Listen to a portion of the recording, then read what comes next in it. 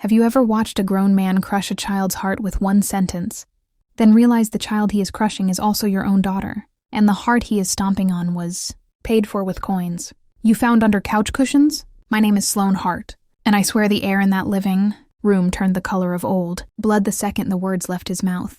I grew up on the wrong side of the right zip code, a neighborhood where the lawns are trimmed but the secrets grow knee-high. Dad sold insurance he did not understand. Mom kept coupons in a shoebox like they might hatch into real money. I have one sibling, Mason, younger by 6 years, taller by 4 inches, meaner by miles. Mason was the kid who pulled wings off flies and sold them to other kids as rare earrings. By 12, he had a PayPal linked to Mom's card, selling bootleg Xbox codes he photocopied at the library. She thought he was an entrepreneur. I thought he was a virus in a Hollister hoodie. I escaped by studying. Scholarships, night classes, double shifts at a daycare that paid me in graham crackers and minimum wage. Met my husband there, Eli, the quiet guy who fixed broken cribs and smelled like sawdust and kindness. We married young, broke, and happy, which is the best kind of happy if you ask me. Mason was 17 at the wedding, already sporting a Rolex replica he swore was real. He raised a champagne glass, filled with apple juice, and toasted, "May you finally move out of the guest room. Sis." Everybody laughed because awkward is easier than admitting someone is cruel. Years pass. Eli builds custom furniture in our garage. I teach 2nd grade. We have a daughter, Lila, who collects rocks like they are gemstones and names every beetle she finds. 7th birthday rolls around, and all Lila wants is a real mermaid pendant so she can swim with the dolphins in her heart. The exact phrase kills me. I search online, find a small silversmith, 2 towns over, who hand makes ocean glass. Necklaces wrapped in thin silver wire. Cost $43, shipping included. I have exactly 41 in my purse and find 2 more in the washing machine lint trap. I order it, hold my breath, pray it arrives on time. It does. Sea green glass, tiny starfish charm, delicate chain that catches light like magic.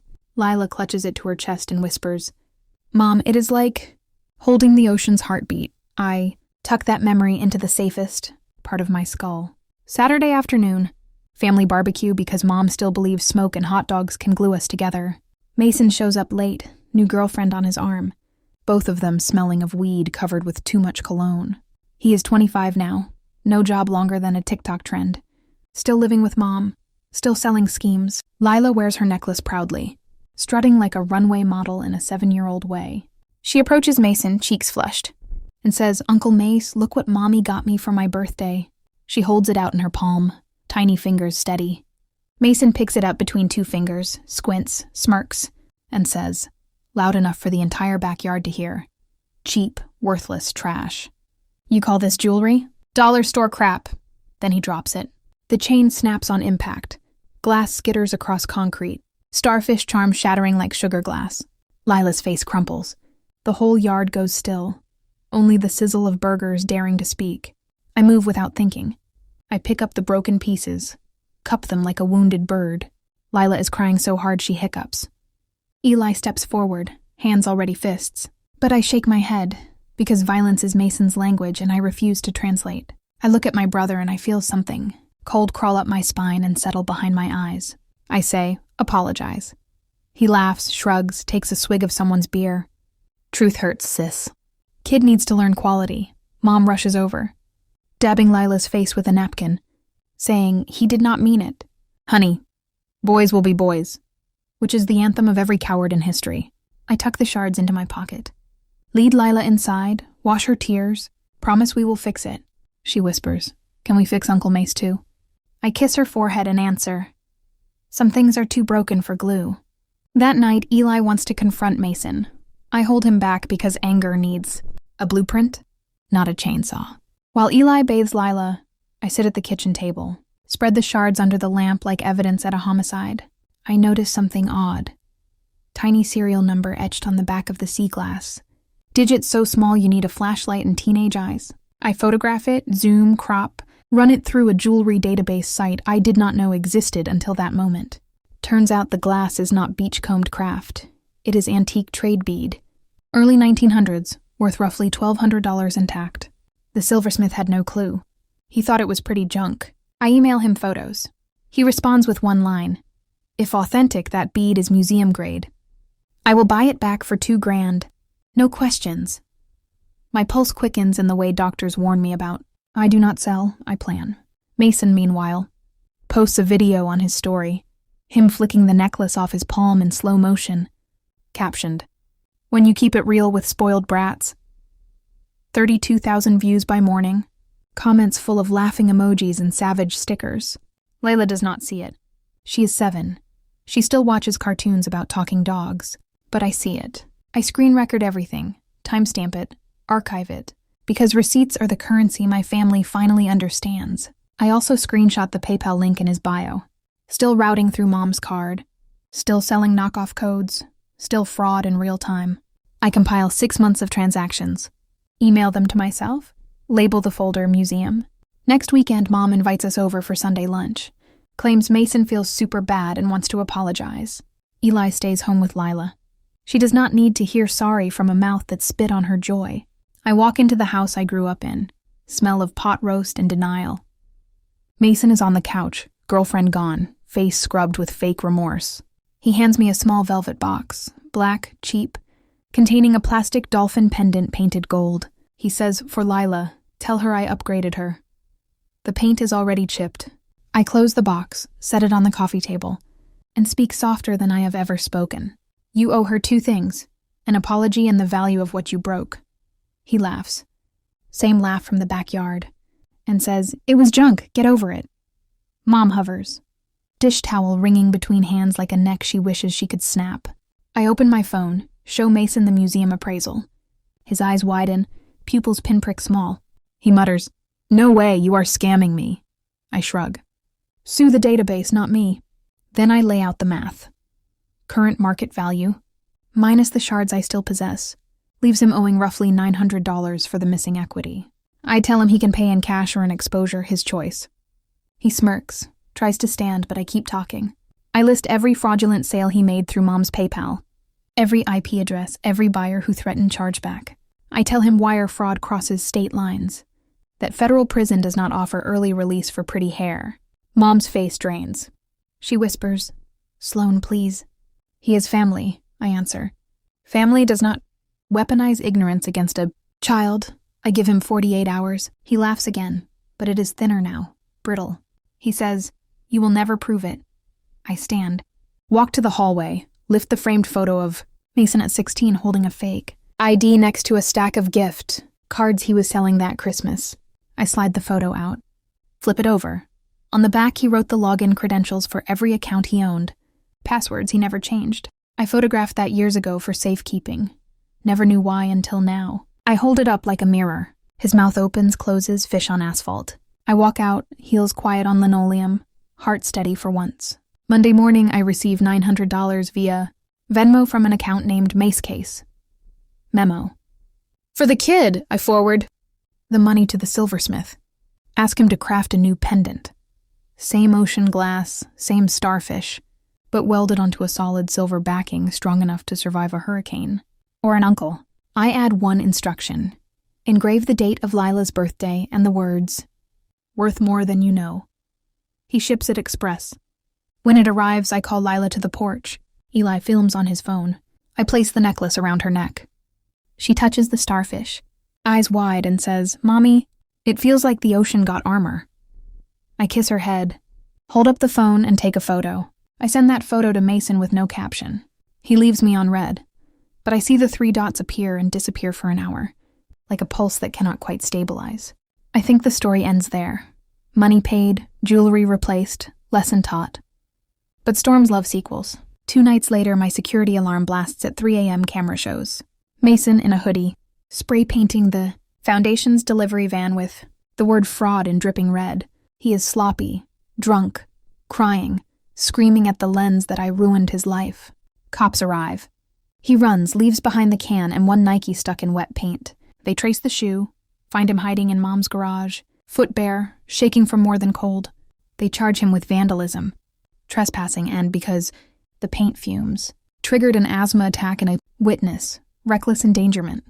Bail is set at $10,000 Mom does not have. She calls me collect from the station, voice small enough to fit through the phone cord. "Please, Sloan, he will lose his mind in there." I listen to her cry, and for the first time I do not feel the tug to fix it. I say he already lost it. Jail is just where the pieces landed. I hang up, turn off the ringer, and go back to sleep. My dreams are empty, and that feels like victory. Weeks roll. Mason takes a plea, 90 days county, probation, mandatory restitution for the van. Mom sells her dining set to pay the lawyer. She asks if I will write a letter of support. I send a single sheet, a copy of Lila's original necklace appraisal with one sentence written beneath. Value decreases with every scratch. The lawyer declines to submit it. Court date arrives. I do not attend. I volunteer instead at Lila's school, reading to kids who clutch rocks like gemstones. I wear the new pendant. Let them touch the starfish. Tell them stories about oceans that forgive but never forget. Mason writes me from jail, 3 pages front and back, handwriting shaky. He apologizes, blames addiction to attention, claims he is a victim of comparison. He asks for money for commissary, for books, for a fresh start when he gets out. He ends with, I always envied your heartbeat.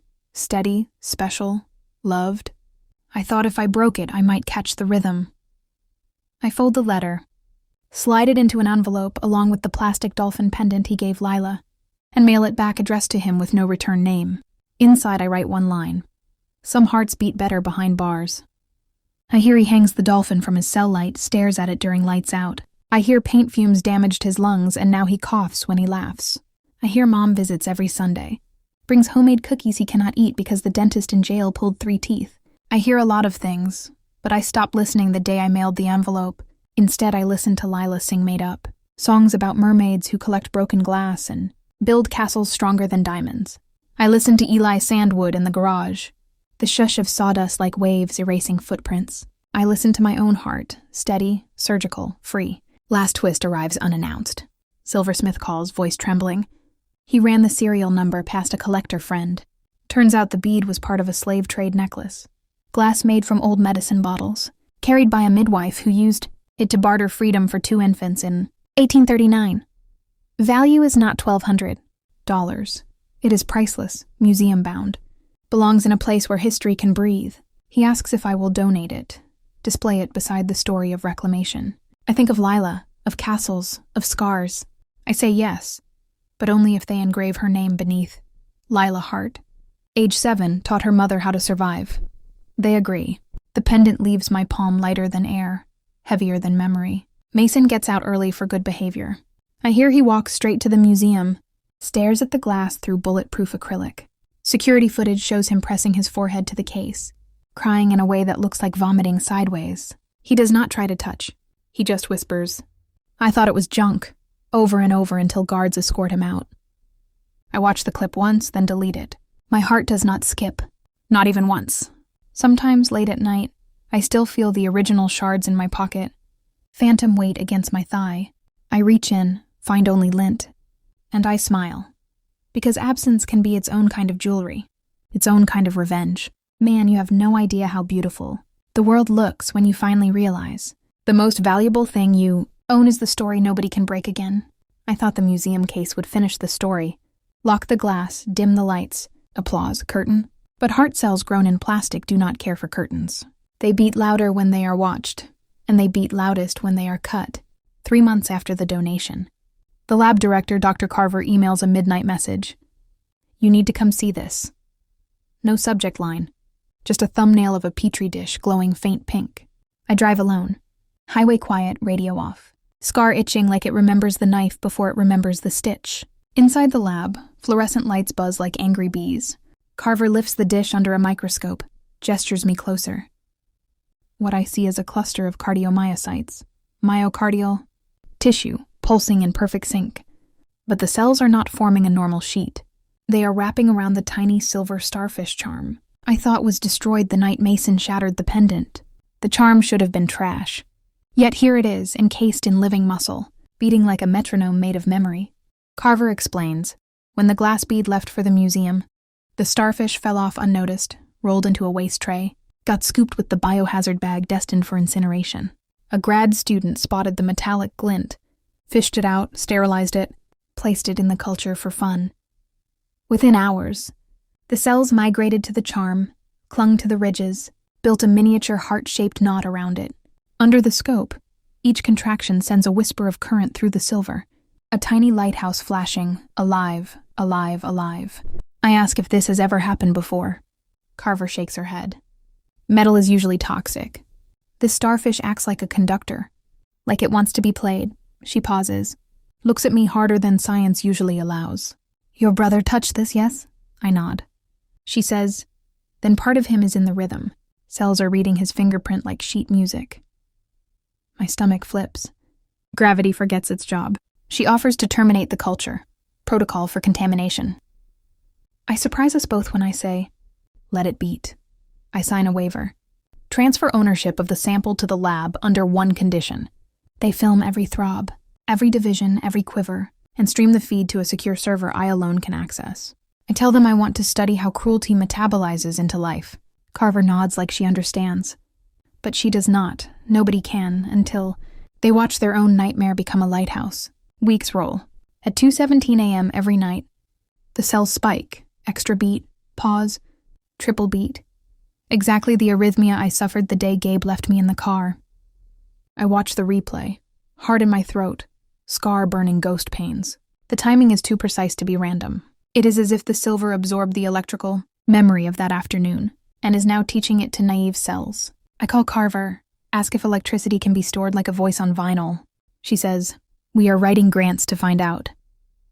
I hang up, pour wine, stare at the screen until sunrise paints my living room the color of old bruises. One evening, the rhythm changes. Instead of spikes, the cells flatten. Steady, mechanical, cold. I think the sample is dying, but Carver texts, look closer. I zoom the feed. The starfish has rotated 90 degrees. One arm now points to a microscopic scratch on the petri wall. Under high magnification, the scratch forms a shape. Number 11. Gabe's jersey, carved by no instrument we can identify. My breath catches, ribs locking. I ask the lab to run mass spec on the silver. Results come back, traces of epinephrine, adrenaline, bonded to the alloy. Dosage matches hospital-grade pens Gabe bought with fake allergies. He handled the charm minutes before the original necklace broke. High on his own synthetic panic, and the metal drank it in like a sponge. I drive to Reno again, stand outside the motel he now calls home. I do not knock. I simply place a small cardboard box at his door, then hide behind the stairwell. Inside the box, a Bluetooth speaker playing the live audio of the beating cells. Lub-dub, amplified so the walkway vibrates. I watch through the peephole gap. He opens the door, barefoot, shirt inside out, eyes darting.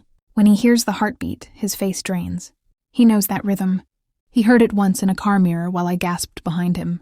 He grabs the speaker, smashes it against the wall, but the sound keeps coming, because it is streaming from a cloud he cannot smash. He falls to his knees, covers his ears, screaming, stop it, over and over, as if the pavement might obey. I leave before security arrives.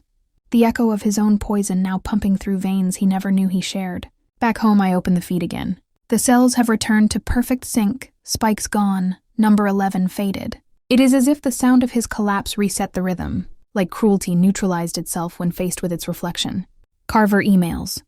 We might have a cure model. Scar tissue taught to remember, then forgive. I forward the grant proposal. Attach Lila's photo and title the project. Starfish Heart Protocol Turning. Fragments into function. They get funding within days.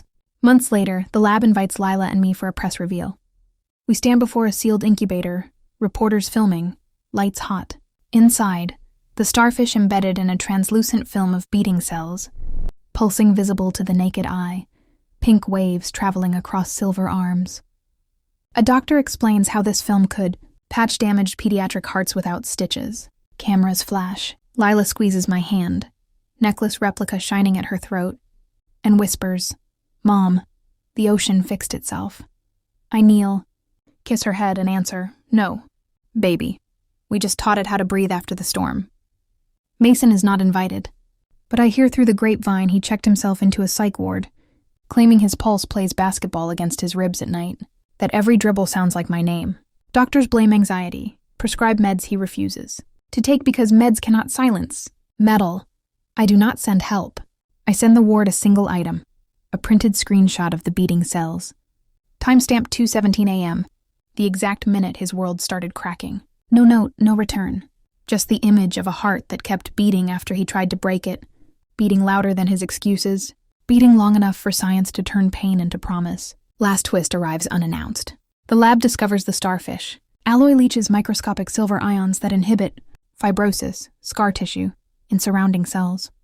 In plain English, the thing he touched to destroy is now the formula that prevents destruction. They patent it under my name, license it to a biotech firm, establish royalties that funnel straight into the foundation. Every time a child receives the patch, every time a parent signs consent, every time a monitor beeps steady instead of erratic, money drops into an account labeled Lila's Waves. By the time she turns 18, the fund will surpass $1 million. I plan to hand her the statement with a single line. This is what your uncle's cruelty built. Choose how tall you want it to grow. Sometimes late at night, I open the live feed and watch the silver starfish pulse beneath pink light.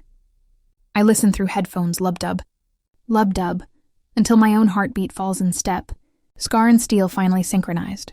I think about Mason in his white room, about cells learning forgiveness, about daughters who collect rocks and uncles who collect excuses. I think about how the most poisonous hands can accidentally leave behind the antidote, if you know. How to grow life from the stain. Man, you have no idea how beautiful the world looks when the very thing someone tried to break becomes the blueprint for keeping everyone else unbroken. And all you have to do is let it beat, let it beat, let it beat. Subscribe, because next week I will stream the lullaby those cells play every night, and you can set your own broken heart to that rhythm.